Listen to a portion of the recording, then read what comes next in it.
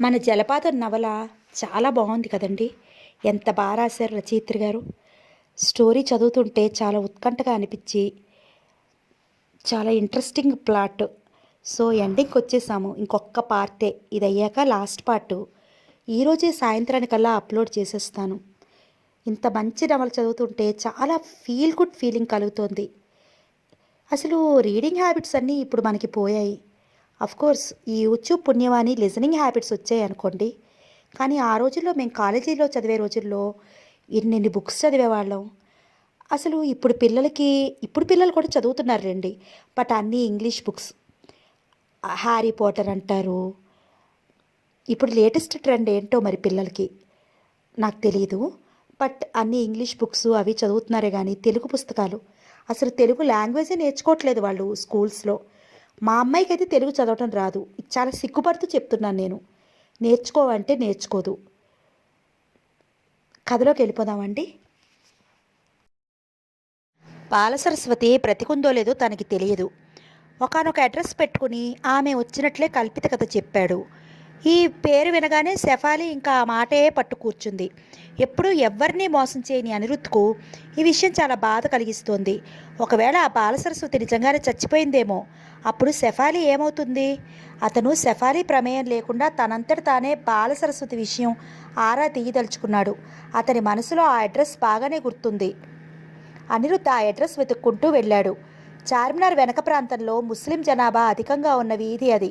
ఆ వీధి అంతా చీరలకి తలుకులు పట్టే వృత్తి గలవాళ్లే. ఏ ఇంట్లో చూసినా ఆడ మగ చిన్న పెద్ద భేదం లేకుండా ఎంబ్రాయిడరీ చేస్తున్నారు. అక్కడ అడుగు పెట్టగానే మనం అసలు హైదరాబాద్లోనే ఉన్నామా అనే అనుమానం వస్తుంది. ఆ వాతావరణం, జనం, వేషభాషలు పూర్తిగా వేరుగా ఉన్నాయి. వేరే దేశంలో ఎక్కడికో వెళ్ళాము అనే వెరపు కలుగుతుంది. అనిరుద్ధ్ అతి కష్టం మీద తను కోరుకున్న ఇంటికి వచ్చాడు. 2 అంతస్తుల బిల్డింగ్ అది. వరండాకి ఆకుపచ్చ రంగు వేసి ఎర్రటి గుడ్డ అంచుగా కుట్టిన వెదురు తడక వేలాడుతోంది. వరండా నిండా ఆడవాళ్లు కూర్చుని చీరలకి తలుకులు కుడుతున్నారు. తెల్లగా వదులుగా ఉన్న పైజమా, నల్లటి షేర్వాణి వేసుకున్న ఒక ముసలాయన కిళ్ళీ నములుతూ బయటకొచ్చి వరండా దిగువన ఉమ్మేశాడు. ఆయన పాన్ నములుతూనే ఆడవాళ్ళని తిడుతున్నాడు. అక్కడ అనిరుద్ధ్ నిలబడి ఉండటం చూడగానే యగాదిగా పరిశీలిస్తూ ఏంటి అన్నాడు. బాలసరస్వతి కావాలి అన్నాడు. ఆ పేరు వినగానే ఆ ముసలాయన నడుం మీద చేతులు పెట్టుకుని ముఖం వెటకారంగా పెట్టి బాలసరస్వతి కావాలా? ఈరోజు తారీఖు ఎంత అన్నాడు. 28. 28 మరింత వెక్కిరిస్తూ అన్నాడు. 28 అంటే ఫస్ట్ తారీఖు వెళ్ళి ఎన్నాళ్ళయింది? 27 రోజులు. ఈరోజు వచ్చి బాలసరస్వతి కావాలి అంటే వెనక మీ ఉద్దేశం ఆమె బ్రతికి ఎలా ఉంటుందని. ఇట్లా ఎందుకయ్యా ఆమెని కాస్త చంపుతారు? ఒకేసారి ఇంత విషయం ఇచ్చి చంపరాదు? అనిరుద్ధ్ అయోమయంగా చూశాడు. చప్పున జవాబు ఏం చెప్తే బాగుంటుందా అనే మాట కోసం తడుముకుంటున్నాడు. డబ్బు తెచ్చావా లేదా? గద్దించాడాయన. తెచ్చాను జేబు తడుముకుంటూ అన్నాడు. చేతివేళకి ఉదయం సమీర దగ్గర తీసుకున్న 200 తగిలాయి. ఆయన చెయ్యి చాచాడు. అనిరుద్ధ్ మారు మాట్లాడకుండా డబ్బు తీసిచ్చాడు. ఆయన తీసుకుంటూ మీ సేటుతో డబ్బుకింత ఆలస్యం చేస్తే ఆ ముసలావిని చూడటం మా వల్ల కాదని చెప్పు. ఆయన స్వచ్ఛమైన తెలుగు మాట్లాడుతుంటే అనిరుద్ధ్ తెల్లబోయాడు. ఏదో పాపం లేని సాయపడదామనుకుంటే నా మెడకి చుట్టి ఊరుకుంటాడా? పత్తా లేకుండా పోతాడా? ముసలాయన డబ్బు లెక్క చూడగానే ముఖం చిటపట్లాడిస్తూ 200? 200 ఆమె మందులకే చాలవు కదయ్యా. తిండి పెట్టకుండా చంపమంటాడా మీ సేట్? ఆయన ఊరెళ్ళారు, రాగానే చెప్తాను. ఇదిగో నెలకి 1000 రూపాయలు తక్కువ అయితే చూడటానికి నాకు వీలు పడదనానని చెప్పు. ఈ నెల పని మనిషి జీతం ఇవ్వలేదు, ఆయా ఉండనని పారిపోయింది. ఇప్పుడు ఆమెను ఎవరు చూస్తున్నారు? కుతూహలం అడుచుకోలేక అడిగాడు. ఎవరున్నారు చూడటానికి? మీ సేట ఆమెను మాకు అప్పగించి చెప్పినప్పుడు మాత్రం నెలకి 600 ఇస్తామని పని మనిషిని ఆయాని పెట్టమని చెప్పాడు. 2 నెలలు ఇచ్చాడో లేదో మళ్ళీ సరిగ్గా కంటికి కనిపించడం లేదు. మేము వెళ్తే ఇంట్లో నౌకరు ఎప్పుడూ అయ్యగారు ఊరెళ్ళారని చెప్తాడు. కబురు చేయగా పిచ్చం వేసినట్లు 400 ఎవరితోనో పంపించాడు. ఇంతకీ నువ్వెవరు? మీ సేటు ఇంట్లో ఏం చేస్తావు? ఆయన పియ్యేని. ఆయన డబ్బు ఇవ్వకపోతే చూడటం మా వల్ల కాదన్నానని చెప్పేయి. అలాగే సరే, ఇక వెళ్ళు. కానీ నేను ఒకసారి ఆమెను చూసి వెళ్తాను, చూసి రమ్మని మా సేటు అన్నాడు. ముసలాయన డబ్బు చేతిలో పెట్టుకుని రా అంటూ దారి తీశాడు. పెరటి వైపు నుంచి పైకి మెట్లున్నాయి. అనిరుద్ధ్ ఆయన వెంట పైకి వెళ్ళాడు. ముసలాయన వాగుతూనే ఉన్నాడు. చూస్తూ మనిషిని ఆకలితో ఎలా చంపుతావు చెప్పు? మా అమ్మాయే జావ కాసి పోస్తోంది. ఆయా పారిపోయిందని చెప్పగానే ఆవిడ మరీ కుంగిపోయింది. ఈ రోజు నుంచి టీ తాగడం కూడా మానేసింది. పైన కూడా క్రింద మాదిరిగానే వరండా ఉంది. వరండాకి తడికి వేలాడుతోంది. ఆయన దాన్ని ఎత్తి లోపలికి వెళ్ళాడు. అనిరుద్ధ్ ఆయన కంటే పొడుగు ఉండటం వల్ల తలకి వాసన తగలకుండా తల వంచి లోపలికి వెళ్ళాడు. లోపల ఒక గది ఉంది. పెరటి వైపుకి చిన్న కిటికీ ఉంది. గదిలో గాలి వెలుతురు ధారాళంగా వస్తున్నాయి. గోడవారుగా మంచం మీద ఒక స్త్రీ పడుకుని ఉంది అనే కంటే ఆ మంచంలో పడి ఉంది అనటం సబబేమో. ఒక్క క్షణం ఎందుకో అనిరుద్ధికి మనసు ద్రవించినట్లయింది. పక్కబట్టలు మాసి వాసన వస్తున్నాయి. ఆవిడ నెరిసిన చుట్టూ చాలా కాలం నుంచి అలా పడి ఉండటం అలవాటైన మనిషిలా చిందరవందరగా ఉంది. దవడలు పీక్కుపోయాయి. కళ్ళు మూతలు పడి ఉన్నాయి. కాళ్ళు చేతులు చలనం లేకుండా ఒక్క నిమిషం ఏమరపాటంగా చూస్తే ఆవిడలో ప్రాణం అసలు ఉందా, పోయి చాలాసేపు అయిందా అని భయం వేసేటట్లుంది. పక్కన స్టూల్ మీద మందు సీసాలు, కడక్కండా ఎండిపోయిన గాజు గ్లాసు ఉన్నాయి. గదిలో పంకా లేదు. విసిరికర్రతో విసురుకుంటుంది కాబోలు. ఆ విసిరికర్ర క్రింద పడి ఉంది. కాళ్ళు నిటారుగా చాచుకుని ఉన్నాయి. బేగంజీ ముసలాయన పిలిచాడు. ఆవిడ పలకలేదు. బేగంజీ అరిచాడు. ఆవిడలో చలనం రాలేదు. బాలమ్మగారు కేక పెట్టాడు. ఆవిడ కదిలింది. మీకోసం సేట్ మనిషిని పంపాడు అరిచే చెప్పాడు. ఆమె కళ్ళు అతి ప్రయత్నం మీద తెరిచింది. రెప్పలు కాస్త విడిపడ్డాయి. ఎండిపోయిన పెదవులు కదిలాయి. ఏంటి వంగి అడిగాడు. ఆమె పెదవులు మళ్ళీ కదిలాయి. సేట్ని రమ్మనా? ముసలాయన అనిరుద్ధ్ వైపు తిరిగి సేట్ని రమ్మంటోందయ్యా అన్నాడు. అనిరుద్ధ్ తల ఊపాడు. ఆవిడ చూపులు నిలపలేకపోతోంది. మళ్ళీ కళ్ళు మూతలు పట్టాయి. ఆ ప్రాణి లోకంలో జరిగేదేది పట్టించుకునే శక్తి లేనట్లుగా కొన ఊపిరి ఆ శరీరాన్ని అంటిపెట్టుకుని ఉందని తెలుస్తూనే ఉంది. అంత జీవోత్సవంలా ఉన్నా ఆమె ముఖంలో ఏదో కళ, ఒకప్పటి అందచందాల భావాలు ఆ ముఖంలో స్పష్టంగా కనిపిస్తున్నాయి. ఈవిడికి ఈ పరిస్థితికి తిరుమలరావుకి ఏంటి సంబంధం? చూసారా, ఇది వరుస అన్నాడాయన. ఆయా ఎందుకు పారిపోయింది అడిగాడు అనిరుద్ధ్. అదొక గజ్జెల గుర్రం. వచ్చిన 4 రోజుల లోపులే మాకు తడుకులు తెచ్చే కుర్రాడితో లేచిపోయింది. అది ఉన్నదండగే, అసలు చూసేది కాదు. ఆమెను ఎవరు పంపారు? నేనే చూశాను. తెలిసిన పీద పిల్ల కదా అని ఆశపడి జీతానికి నేనే కుదిర్చాను. ఇంకెవరూ దొరకలేదా? ఎవరొస్తారు? ఎవరిని అడిగినా 200కి తక్కువకు రామంటున్నారు. అనిరుద్ధికి అర్థమైంది. ఇందులో ముసలాయన చేసే తిరకాసు చాలా ఉందనిపిస్తోంది. పేరుకి ఎవరినో ఒకరిని పెట్టానని వాళ్ళు ఉండలేదని సాకు చెప్తున్నట్లున్నాడు. ఇద్దరూ మెట్లు దిగి కిందకొచ్చారు. నేను వెళ్తాను అన్నాడు అనిరుద్ధ్. డబ్బు త్వరగా తీసుకురా ముసలాయన హెచ్చరించాడు. అలాగే, మీ సేటుకి పాషా నమస్కారాలని చెప్పు. అనిరుద్ధ్ తలోపాడు. అనిరుద్ధ్ బస్టాండ్కి తిరిగి వస్తూ ఆలోచనలో పడ్డాడు. శెఫాలీకి బాలసరస్వతి విషయం చెప్పటమా మానటమా? ఈ పరిస్థితిలో బాలం చూస్తే శెఫాలీ తట్టుకోగలదా? పెద్ద గొడవ చేసేస్తుంది. తిరుమలరావు దానికి నా మీద కసి పెంచుకుంటాడు. అసలు ఈ బాలసరస్వతి ఎవరో, ఆవిడికి తిరుమలరావుకి గల సంబంధ బాంధవ్యాలు ఏంటో ముందు తెలుసుకోవాలి. బాలసరస్వతి బ్రతికుండగానే చనిపోయిందని చెప్పాల్సిన అవసరం ఏమొచ్చింది? ఏదో పెద్ద అవసరమే ఉండుంటుంది. కాకపోతే అలా ఎందుకు చేస్తాడు? శెఫాలీకి బాల చాలా ఇష్టం కాబట్టి ఆయన ఇద్దరిని అలా దూరం చేశాడా? అలా దూరం చేయటమే నిజమైతే తప్పకుండా బాల అంటే ఆయనకి ఏదో భయం ఉండనే ఉండాలి. ఏంటి ఆ భయం? బాలసరస్వతి ఏమీ చెప్పే స్థితిలో లేదు. అనిరుద్ధ్ బస్సులో కూర్చుని వస్తుంటే కళ్ళెదుట బాల ముఖమే కనిపిస్తోంది. ఆమె స్థితి ఎంత దయనీయంగా ఉంది. ఆమెతో ఆయన సంబంధం ఎలాంటిదైనా కానీ కాక తన జీవితంలోకి వచ్చిన ఒక స్త్రీని అలాంటి హీనమైన దయనీయమైన పరిస్థితిలో ఉంచాడంటే ఆ మగవాడు మహాక్రూరుడన్నమాటే. బాలసరస్వతి ఉనికి, ఆమె ఉన్న ఆ పరిస్థితి తిరుమలరావు నీచుడు అని చాటి చెప్పేందుకు మరో ఉదాహరణ అన్నమాట. అనిరుద్ధ్ బాగా ఆలోచించాడు. శెఫాలీకి బాల విషయం తెలిస్తే అంతా గొడవ మినహా ఇంకేమీ జరగదు. బాలసరస్వతి కోలుకునేలా చూడాలి. ఆమెని ఎవరో ఒకరు కనిపెట్టి ఉండాలి. ఆమెని ఆరోగ్యవతిగా చేస్తే ఆమె ద్వారా తప్పక కొన్ని విషయాలు తెలుస్తాయి. అంతవరకు తను ఓపిక పట్టాలి. అనిరుద్ధ్ ఆలోచించాడు. అతనికి తడుక్కున ఒక ఆశ మెరిసింది. బస్సు స్టాప్లో ఆగింది. అతను అక్కడ దిగేశాడు. మర్నాడు సాయంత్రం అనిరుద్ధ్ సమీరని వెంట పెట్టుకుని పాషా ఇంటికొచ్చాడు. పాషా అతని వెంటున్న సమీరని మార్చి ప్రశ్నార్థకంగా చూశాడు. అనిరుద్ధ్ జేబులోకి చేయి పోనిచ్చి 1000 రూపాయలు తీసి పాషా చేతిలో పెడుతూ, నేను సేట్తో మాట్లాడాను, మీకు ఈ డబ్బు ఇమ్మన్నారు, ఇదిగో ఆయాని పంపించారు. అన్నాడు సమీరను చూపిస్తూ. సమీర తెల్లటి సాదా వాయిల్ చీర కట్టుకుంది. జుట్టు చెరగకుండా మెలితిప్పి మెడ మీద ముడి వేసుకుంది. ఎవరైనా సమీరను ఆ క్షణంలో చూస్తే ఎవరో దేశ సేవిక అనుకుంటారు.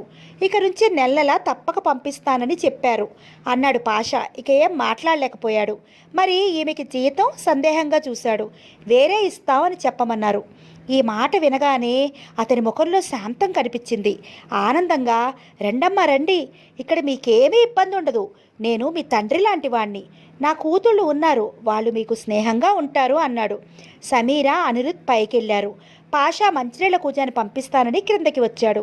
సమీర, భయం లేదుగా, ఉండగలవా? చూస్తాను అంది. ఆ కళ్ళల్లో భయం పెరుగు కనిపిస్తూనే ఉన్నాయి. నేను రోజూ వస్తాను, ధైర్యం చెప్తున్నట్లుగా అన్నాడు. సమీర తల ఊపింది. నిన్న సాయంత్రం అనిరుద్ వచ్చాడు.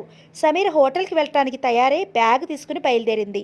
నేను నీతో మాట్లాడాలి, నాతో రా అని తీసుకెళ్లాడు. ఇద్దరూ పబ్లిక్ గార్డెన్లో ఉన్న బెంచ్ మీద కూర్చుని మాట్లాడుకున్నారు. నేనా? ఆయాగానా అంది సమీర ఆశ్చర్యంగా. అవును, నువ్వు నాకు సాయం చేయాలి, ప్లీజ్ కాదనొద్దు. నా ఉద్దేశం ఏంటంటే బాలసరస్వతి ద్వారా నాకు ఏదో ఒక ఆయువు పట్టు దొరుకుతుందని. సమీర, ప్లీజ్ కాదనొద్దు, నాకు ఇంకేం చెప్పొద్దు. సమీర మౌనంగా ఉండిపోయింది. ఏమంటావు? అంగీకారమేగా? సమీర సరేనన్నట్లు తలూపింది. అతనికి సాయం చేయటం కోసం తను సిద్ధమే. కానీ ఎక్కడ ఎవరికి ఆయాగా సమీర ఆ అనుమానాలు పక్కకు తీసేసింది. సాయం చేయదలుచుకున్నప్పుడు ఇక సందేహం దేనికి? నియమాలేంటి? సమీర ఒప్పుకోగానే అనిరుద్ మనసు తేలిక పడింది. సమీర చెయ్యి తన చేతిలోకి తీసుకుని, థ్యాంక్ యూ, నాకు తెలుసు నువ్వు నా మాట కాదనవని అన్నాడు. సమీరకి అతని నమ్మకం మీద సంతోషం కలిగింది, బాధ కూడా వేసింది. అతని మాట తను కాదనని అనలేదు. ఈ బలహీనత ఎప్పుడు తనలో ప్రవేశించిందో తెలియదు, కానీ అది తనని వశం చేసుకుంది. కానీ అనిరుద్ తను ఆడపిల్లడని, తనకి కొన్ని హద్దులున్నాయని మర్చిపోతున్నాడు. సమీర నిట్టూర్చింది. కానీ పరుగు పందెం మొదలైన తర్వాత మధ్యలో విరమించుకోవడం భావ్యం కాదు. ఇక్కడికి వచ్చి ఈ వాతావరణం చూసేసరికి బెదురుగా అనిపించింది. తను శక్తికి మించిన పని చేస్తున్నానా అనుకోసాగింది. అనిరుద్ లేచాడు. నేను వెళ్ళి మందులు, గ్లూకోజ్, బత్తాయిలు కొంతెస్తాను అన్నాడు. సమీర తల ఊపింది. అతను వెళ్ళాడు. పాషా భార్య పైకొచ్చింది. నువ్వు కొత్త అయ్యావంట కదా, ఏదైనా కావలిస్తే మొహమాటం లేకుండా అడుగమ్మా, నీకు ఇక్కడేం భయం లేదు అంది. వాళ్ళు రాజమండ్రి నుంచి వచ్చిన ముస్లింలట, చక్కటి తెలుగు మాట్లాడుతున్నారు. నాకు ఇస్త్రీ దుప్పట్లు కావాలండి అంది. అలాగే, ఆ చేత్తోనే ఒక చీపురు పంపించండి. సరే, ఆవిడ వెళ్ళిపోయింది. 2 నిమిషాలకి ఆవిడ చిన్న కూతురు పరిగెత్తుకొచ్చి సమీర్ అడిగినవన్నీ ఇచ్చింది. అరగంట తర్వాత అనిరుద్ తిరిగొచ్చాడు. బత్తాయిలు, గ్లూకోజ్ ప్యాకెట్ అక్కడ టేబుల్ మీద పెడుతున్న అతను ఆశ్చర్యపోయాడు. ఆ గదంతా మారిపోయింది. ఇస్త్రీ పక్కేసుంది, దిళ్ళు సర్ది ఉన్నాయి. ఆవిడికి సమీర వెంట తెచ్చుకున్న చీర కట్టింది, ఇస్త్రీ దుప్పటి కప్పింది. గదంతా ఊడ్చి ఎక్కడ ఉండాల్సిన సామాను అక్కడ సర్దింది. గోడవారగా ఆవిడ కొలిచే దేవుడి ఫోటో ముందు అగరవత్తులు వెలిగించింది. వాటి వాసనతో ఆ గది సువాసనామయంగా ఉంది. అక్కడంతా అరగంట క్రితం నిండి ఉన్న ఆవిరి, అపరిశుభ్రత మాయమైంది. గది నీట్గా, హాయిగా ఉంది. అతను సంభ్రమంగా సమీర వైపు చూశాడు. సమీర మంచం మీద కూర్చుని ఆవిడ ఒళ్ళోకి తీసుకుని బలవంతంగా మందు తాగిస్తోంది. వద్దు వద్దు, ఆవిడ గొంతు నూతిలోంచి వచ్చిన గొంతులా హీనస్వరంతో ఉంది. సమీర ఆవిడ పెదాలు తుడిచి ఆవిడను మెల్లగా వెనక్కి వాల్చి పడుకోబెట్టింది. నుదుటి మీద నుంచి చెంప మీదకి ఆవిడ ముఖం మీద భయంకరమైన కారిన మచ్చ ఉంది. అనిరుద్ ఆవిడనే చూస్తున్నాడు. ఈ క్షణంలో అతడికి ఆవిడ చాలా ప్రాణప్రదంగా కనిపించింది. ఎందుకంటే ఈవిడ మూలంగానే తనకి విముక్తి దొరకాలి. తిరుమలరావు వీక్ పాయింట్ అతని చేతికి అందింది. దీన్ని ఒక పక్కంగా విసిరి ఆయన మెడకి ఉచ్చు తగిలించాలి. ఇంతలో సమీర అతనికి టీ తెచ్చిచ్చింది. ఇదెక్కడిది? ఆశ్చర్యంగా అడిగాడు. ఇంటివారిని అడిగాను. ఎలాగో హార్లిక్స్ కలపటానికి కావాలి కదా, నేను మాటిమాటికి కిందకి వెళ్లే కంటే ఒక స్టవ్ ఇక్కడ ఉంటే నయమని అడిగాను.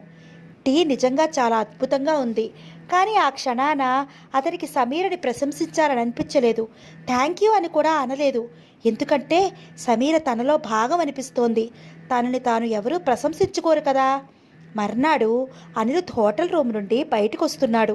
ఎదురుగా ప్రతిభ మురళి కారు నుంచి దిగొస్తూ కనిపించాడు. ప్రతిభ అనిరుద్దుని చూడగానే ముఖం తిప్పేసి ఎటో చూడసాగింది. మురళి అలా చెయ్యలేకపోయాడు. హలో అంటూ అనిరుద్ధిని పలకరించాడు. హలో అన్నాడు అనిరుద్ ముక్తసరిగా. నీకో శుభవార్త, విని సహించగలవా? గుండె ఆగిపోదుగా. ఏంటది? నిరాసక్తిగా అడిగాడు. నేను ప్రతిభ పెళ్లి చేసుకుంటున్నాం. నాకు పిట్స్బర్గ్లో జాబ్ వచ్చింది. మేమిద్దరం వచ్చే నెల అమెరికా వెళ్తున్నాం. IC, heartiest congratulations. అనిరుద్ చేయి చాచి కరచాలనం చేశాడు. ప్రతిభ చిరచిరలాడుతున్న ముఖంతో చూస్తూ, మురళి, నీతో ఇదే గొడవ. కనిపించిన అడ్డమైన వాళ్ళతో సోది పెడతావు. నోనో హనీ, ఇతను నా ఫ్రెండ్ కదా. మురళి భార్యతో కలిసి వెళ్ళిపోయాడు. అనిరుద్ యువతలకొచ్చాడు. బజార్లో నడుస్తుంటే ఎంత వద్దనుకున్నా అతని మనసు ఆశాభంగం అనే చేదు రుచిని అనుభవిస్తోంది. ప్రతిభ, మురళి, అవును, వారిద్దరే సరైన జోడి. కానీ తనకి ఈ ప్రమాదం రాకుండా ఉంటే, తన వారిని తాను దూరం కాకుండా ఉంటే. ప్రతిభ నలుసంతైనా తన గురించి ఆలోచించలేదు. కాస్త కూడా తనకి సహాయపడాలని అనుకోలేదు. రవంత కూడా ఓర్పితో వేచి చూడలేదు. తనని పనికిరాని వాడిగా జీవితంలో నుంచి తీసి అవతల పారేసింది. ఆడవాళ్ళ నైజమే ఇదా? వారికి కావలసింది సుఖం, డబ్బు, కీర్తి. ఇవేనా? మగవాడి మనసు అవసరం లేదా? ఏమో. అనిరుద్ భుజాలు కుదించాడు. తను దురదృష్టవంతుడిని అని ఎందుకు అనుకోవాలి? ఈ అవాంతరం రావడం తన అదృష్టమే. ప్రతిభ అసలు స్వరూపం బయటపడింది. పెళ్ళైన తర్వాత కట్టుకున్న భార్య మనసు వికృతం అని రుజువు అయితే ఇక ఆ మగాడి బ్రతుకు ఎంత వేదనామయం. వారిని వదులుకోలేరు. జీవితాంతం చెరసాలవుతుంది. తనకి ప్రతిభ దూరం అవ్వలేదు. తనకి పడాల్సిన శిక్ష ఏదో తప్పినట్లే ఉంది. శెఫాలి కారులోంచి దిగి అతని దగ్గరికి పరిగెత్తుకొచ్చింది. అనిరుద్, ఎక్కడికి వెళ్తున్నావు? 2 రోజుల నుంచి కనిపించటం లేదేంటి? ఏం లేదు శెఫాలి, ఏం తోచక రోడ్లు పట్టుకు తిరుగుతున్నా. అంకుల్ ఫోన్ చేశారు. రేపు సాయంత్రం ప్లేన్లో వచ్చేస్తున్నారట. అతను ఉలికిపాటుగా చూశాడు. అదేంటి, ఇంకా 4 రోజుల వరకు రారని అన్నావుగా? ఏమో, 2 రోజుల క్రితం ఫోన్ అది. ఇప్పుడు ఇది. రా, హోటల్కి పోదాం. చేయి పట్టుకు లాక్కెళ్ళింది. అతను తిరస్కరించలేదు. వచ్చి కారులో కూర్చున్నాడు. కారు శెఫాలియే డ్రైవ్ చేస్తోంది. అనిరుద్, నీకు ఈ విషయం తెలుసా? ఏంటది? సమీరా ఈ హోటల్లో రిసెప్షనిస్ట్గా జాబ్కి రిజైన్ చేసేసింది. అవునా? అతను నిరాసక్తిగా అడిగాడు. She's a nice girl. ఎవరినైనా మంచి అబ్బాయిని చూసి పెళ్లి చేసుకోమని చెప్పాలి. మాకు తెలిసిన వాళ్లే రవి అని ఒక ఇంజనీర్ ఉన్నాడు. అతనికి చెప్పాను. అనిరుద్ చెవులకి శెఫాలి మాటలు వినిపించడం లేదు. అతని మనసు ఆరాటపడుతోంది. తిరుమలరావు వచ్చేస్తున్నాడు. బాలసరస్వతి దగ్గరికి తాను వెళ్ళి, నా వైనం తెలుస్తుందే, పెద్ద ప్రమాదం ముంచుకొచ్చేస్తోంది, దాన్ని ఎదుర్కోవాలి. ఎలా ఎలా? అతని కణతలు అదురుతున్నాయి. అనిరుద్ గబాల్న ఓరవాకిలిగా వేసి ఉన్న తలుపులు తెరిచి లోపలికొచ్చాడు.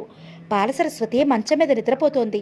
సమీర పక్కనే కుర్చీలో కూర్చుని పుస్తకం చదువుకుంటోంది. తలుపు చప్పుడవనగానే తలెత్తి చూసిన సమీర కుర్చీలో నుంచి లేస్తూ అరే అంటూ ఏదో అనబోయింది.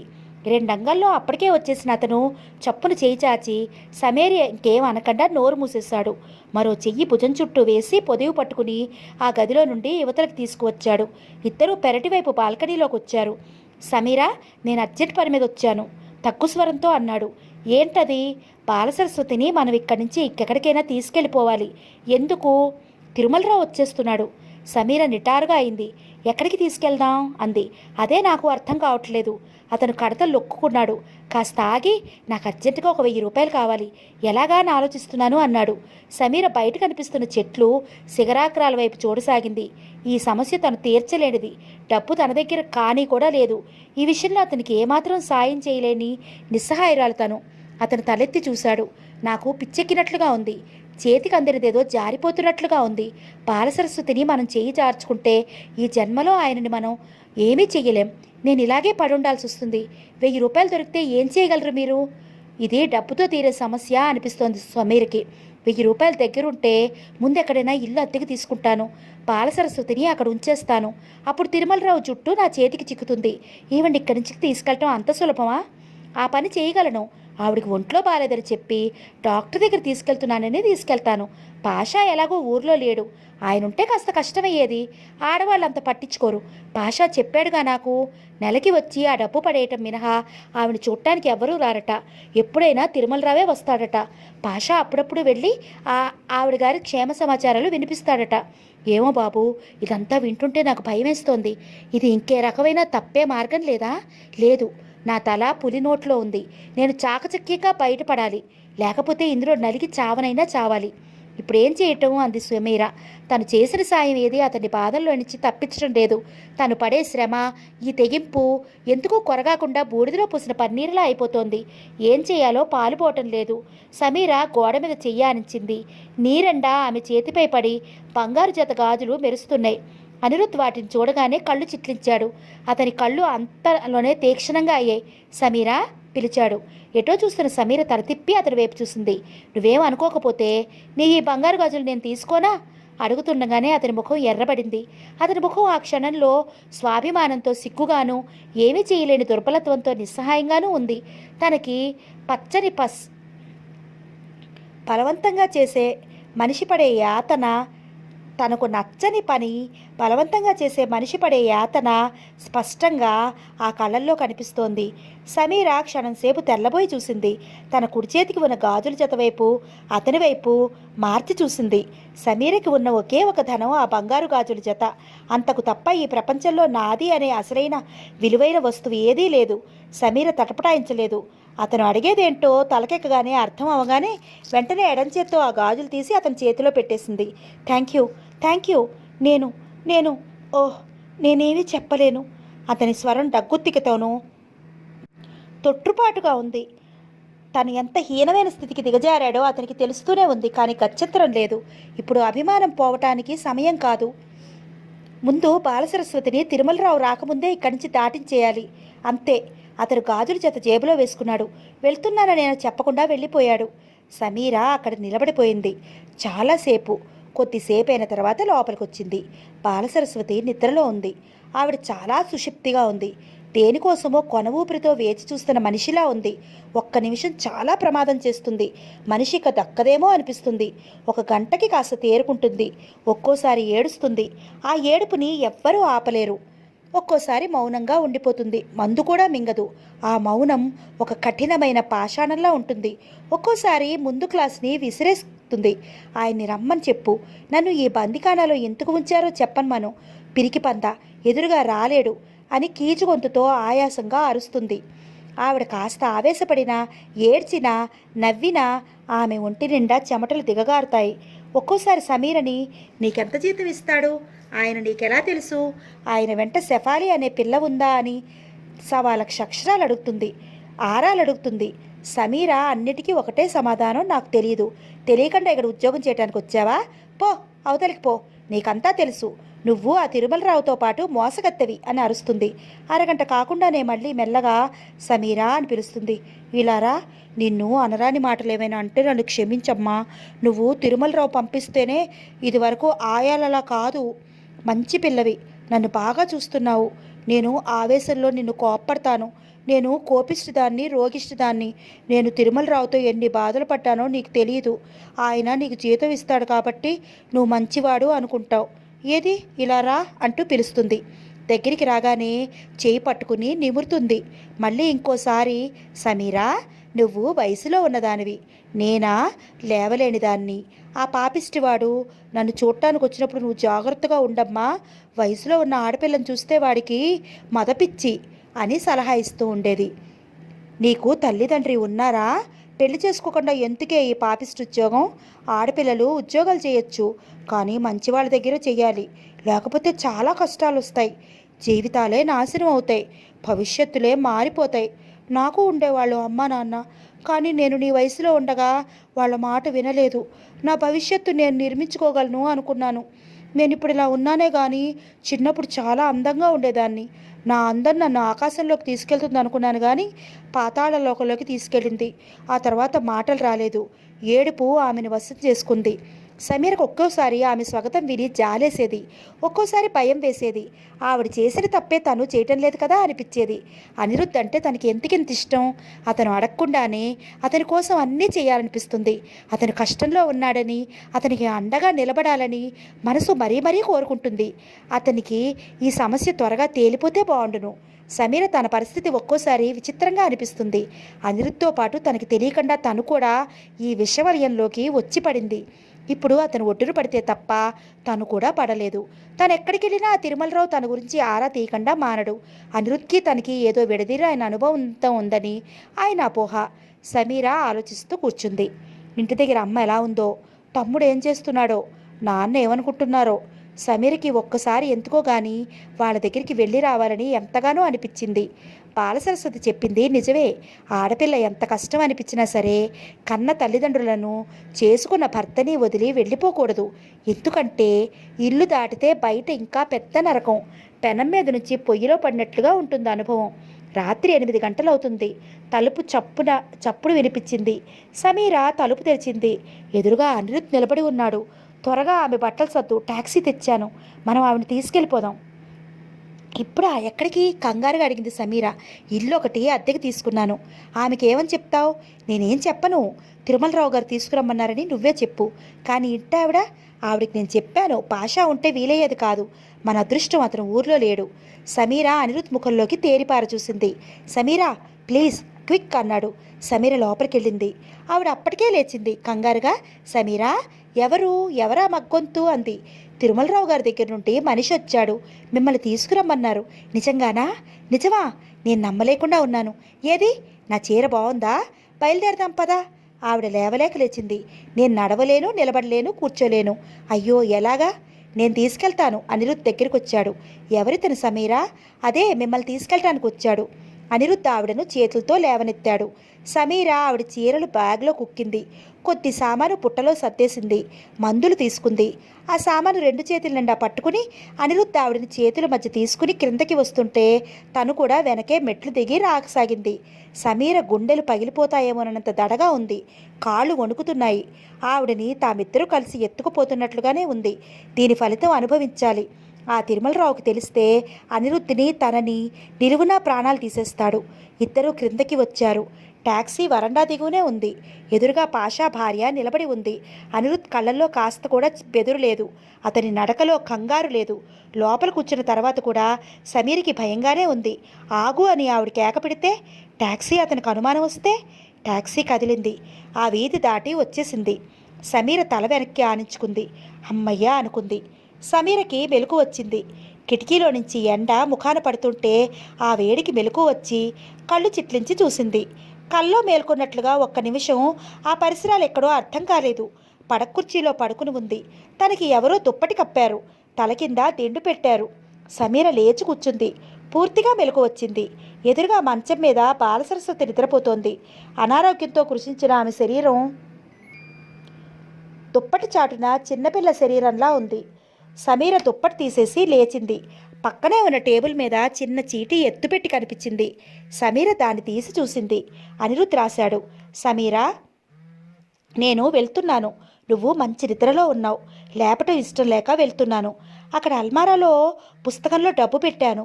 ఏమైనా కావాలంటే కొనుక్కో. ఇంటావిడ చాలా మంచిది. ఏం కావాలన్నా సాయం చేస్తుంది. మా ఫ్రెండ్ వాళ్ళ అమ్మ మలయాళీ కావటం వల్ల ఇంగ్లీష్ తప్ప ఇంకే భాష రాదు. నువ్వు బయట ఎక్కువగా తిరగొద్దు. నేను వీలవగానే వచ్చేస్తూ ఉంటాను. రావటం ఆలస్యమైనా కంగారు పడకు. బాలసరస్వతి జాగ్రత్త. ఆవిడ ఇప్పుడు నా ప్రాణంతో సమానం. నా ప్రాణం నీకు అప్పగించి వెళ్తున్నాను. అనిరుద్. ఇంటావిడ వచ్చింది. రాత్రి పొద్దుపోయి వచ్చారు. మీరు కొత్త ఏమీ అనుకోవద్దు. అనిరుద్ చెప్పాడు మీకు చాలా మొహమాటమని. నేను స్కూల్కి వెళ్తున్నాను. ఇంట్లో మా పనిపిల్ల ఉంది. మీకు ఏం కావాలన్నా అడిగి తీసుకోండి. మొహమాట పడకండి అని ఇంగ్లీష్లో చెప్పింది. సమీర తల ఊపింది. ఆవిడ వెళ్తూ మంచం మీద పడి ఉన్న బాలసరస్వతిని చూస్తూ ఎవరు మీ అమ్మ అంది. సమీర అవునో కాదో తెలియనట్లు తల తిప్పింది. ఆవిడ వెళ్ళిపోయింది. బాలసరస్వతి లేచింది. సమీరా అంటూ పిలిచింది. ఆ అంటూ దగ్గరికొచ్చింది. తిరుమలరావు ఎక్కడా? తెలియదు. చూశావా నన్ను ఎలా మోసం చేశాడో? ఇలా చెయ్యటం అతనికి అలవాటే. నేను నిజమే అని ఆశపడ్డాను. ఆ కంఠంలో నిరాశ స్పష్టంగా కనిపిస్తోంది. బాల హఠాత్తుగా సమీర చెయ్యి పట్టి లాగింది. పిచ్చి చేష్టలు చేస్తూ ఆవేశంగా పోనీ నువ్వైనా ఆయన దగ్గరికి తీసుకెళ్ళకూడదు? తీసుకెళ్ళు అంటూ అరవసాగింది. ఆయన నన్ను చంపేస్తారండి. నాకే భయం లేకపోతే నేనే తీసుకెళ్లేదాన్ని అంది. బాలసరస్వతి చేతులు వణికాయి. భయమా? అవును నిజమే. ఆయనకి రచ్చన పని చేస్తే చంపేస్తాడు. ఆయనంటే అందరికీ భయమే. అందరినీ హడలగొడుతూ బ్రతుకుతాడు. దరిద్రుడు, దుర్మార్గుడు. వాడికి బుద్ధి చెప్పే వాళ్ళెవరూ ఇంతవరకు ఈ భూమి మీద పుట్టలేదనుకుంటా. కాసేపటికి ఆవిడ శాంతిచ్చింది. తల పంకిస్తూ సరే గాని నేను మాత్రం చచ్చిపోను, బతుకుతాను. ఎందుకో తెలుసా? నేను బ్రతికుండటమే ఆయనకి పెద్ద అశాంతి. అందుకే బ్రతుకుతాను. నన్ను ఆయన ఎందుకు చంపలేదో నీకు తెలుసా? ఇలా ఒంటరిగా ఏడిస్తే పిచ్చి పట్టి నేనే చస్తాను. మనుషుల్ని ఆయన రకరకాలుగా చంపుతాడు. కొంతమందిని వాళ్ళకి వాళ్ళే చచ్చేటట్లు చేస్తాడు, కొంతమందిని ఇలా కృంగి కృషించి మెల్లగా చచ్చేలా చేస్తాడు. ఈ రెండూ కాదనుకుంటే తనే ఆ పుణ్యం కట్టుకుంటాడు. ఇతనితో పరిచయం ఎప్పటిదా? నా 18 సంవత్సరాల నుండి తెలుసు.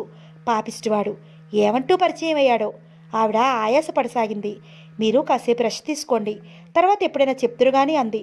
చెప్పు కూడా ఏం ప్రయోజనం లేదనుకో, కానీ ఆవేశం ఉందే అలా అనిపిస్తుంది. బయటికి తాగేస్తే గాని శాంతిగా ఉంటుంది. ఇక్కడ కాస్త గాలి చల్లగా హాయిగా ఉంది. ఆ ఇంటికంటే ఇది చాలా నయం. బయట తెలుగు పాటలు వినిపిస్తున్నాయేమో. అబ్బా, నా ప్రాణం లేచొస్తోంది అంది. తిరుమలరావు బొంబాయి నుండి వచ్చాడు. సెఫాలి బలవంతం మీద అనిరుద్ కూడా తప్పనిసరిగా ఎయిర్పోర్ట్కి వెళ్ళాడు. ప్లేన్ దిగి వస్తున్న ఆయన చూస్తుంటే ఒక్క నిమిషం అనిరుద్ గుండెలు లయ తప్పినట్లయింది.